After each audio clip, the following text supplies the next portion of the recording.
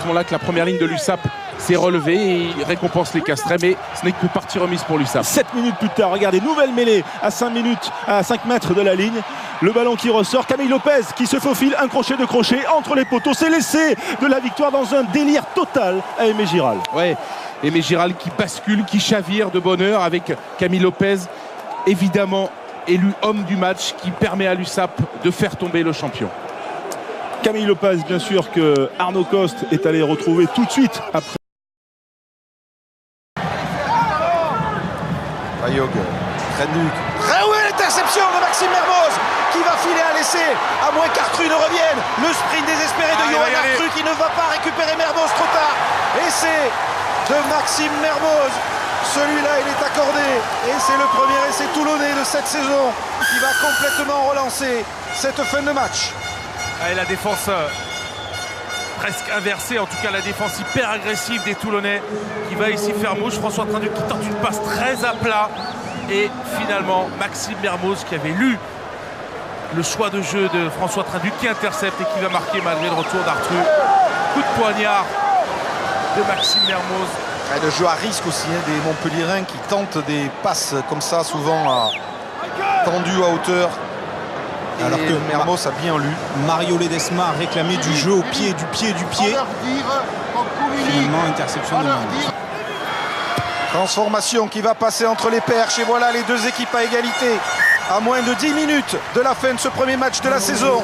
Cette interception de Maxime Mermoz remet Toulon, champion d'Europe et finaliste du dernier championnat, à égalité avec Montpellier. Mermoz ressort ses griffes.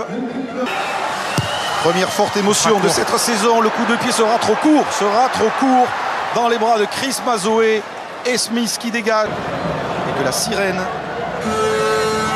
retentit. Ce qui veut dire que ce sera terminé. Le premier match de cette saison 2013-2014 se termine sur un score. Elle rend un petit peu trop de ballons au pied, par exemple pour Dapileta. Encore lui, le petit coup de pied par-dessus, mais réceptionné par les joueurs de Bayonne. Rocco Socco pour Scott Spedding, l'arrière qui accélère et qui va déposer Jeff Cooks, donc qui parvient à revenir extrémiste, mais il sert Bustos Moyano, la cuillère, il tombe, il n'est pas tenu, il peut transmettre ce ballon. C'est presque miraculeux pour Joe Rocco Socco.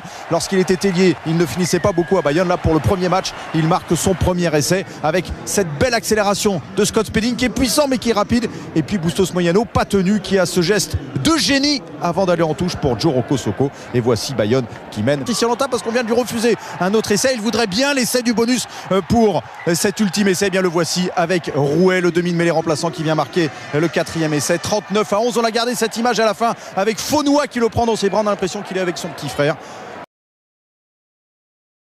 Les Toulousains toujours en infériorité numérique qui tentent quand même des choses avec Poitrenaud ici qui perd la balle.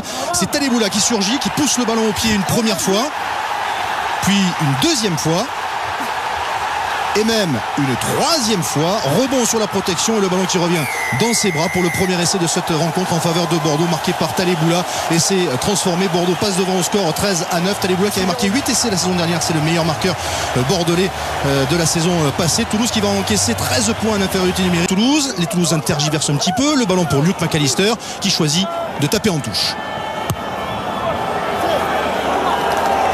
La sirène retentit au moment où l'arbitre de touche lève le drapeau. Monsieur Cardona ne fait pas jouer la touche. Il siffle la fin de la rencontre et la victoire de Bordeaux face à Toulouse 31-25. Évidemment, les Toulousains vont contester cette dernière décision. C'est un match de reprise forcément, mais le Racing qui va ouvrir au large avec Batut sur un pas. Sexton qui a bien lu la défense briviste qui était à plat, la passe au pied pour Vakatawa qui va arriver, le rebond qui trompe tout le monde sauf Benjamin Lapeyre, autre recrue venu de Toulon qui inscrit le premier essai, celui du Racing, et le Racing qui s'envole 7-0 après 12 minutes de jeu. Et au départ il y a cette inspiration géniale, cette lecture instantanée de la défense briviste, elle est signée Jonathan Sexton, et derrière eh bien, il y a la magie ou l'incertitude de ce ballon ovale, le rebond et la lecture, l'intelligence de Benjamin Lapeyre de ne pas arriver trop vite. Il inscrit le premier essai de la suite. Laurent Travers et Laurent Labitte le savaient, ils ont contesté longuement, mais on en reste la victoire du Racing 19-14. Harry Norducky va pouvoir admirer la technique de Julien Bonner. Avec Julien Bonner qui le contrôle pour une avancée devant.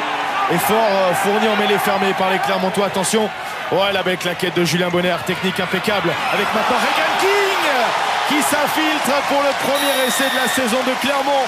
Clermont qui fait déjà un mini break. L'arrivée tardive de Sivivatou dans la ligne d'attaque perturbe la défense. Le retour intérieur de Regan King rajoute de la confusion. Un essai marqué grâce au bon travail de Bonner. Ça passe entre les jambes et précise. Parra ne perd pas de temps pour servir King. Avec cet essai, Clermont mène 13-0. Daniel Vaenga. Inquiétude dans le camp de Clermont. Mais Biarritz est parti de trop loin. Victoire au final de Clermont, 22-18.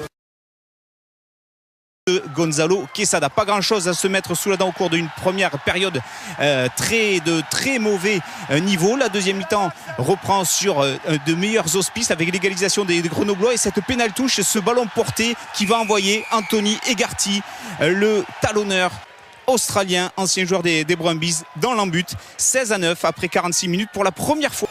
A compris que son équipe allait peut-être concéder le match nul, mais voilà, le Parisien, eux, veulent jouer la gagne. Ils continuent d'envoyer du jeu, ils n'ont pas pris les points, ils veulent marquer l'essai qui leur offrirait la victoire. Et sur cette dernière action, Senzel qui retrouve Pisson pour son capitaine Papé, et malheureusement ce ballon qui file en touche, et c'est donc terminé sur cette défaite du Stade français 19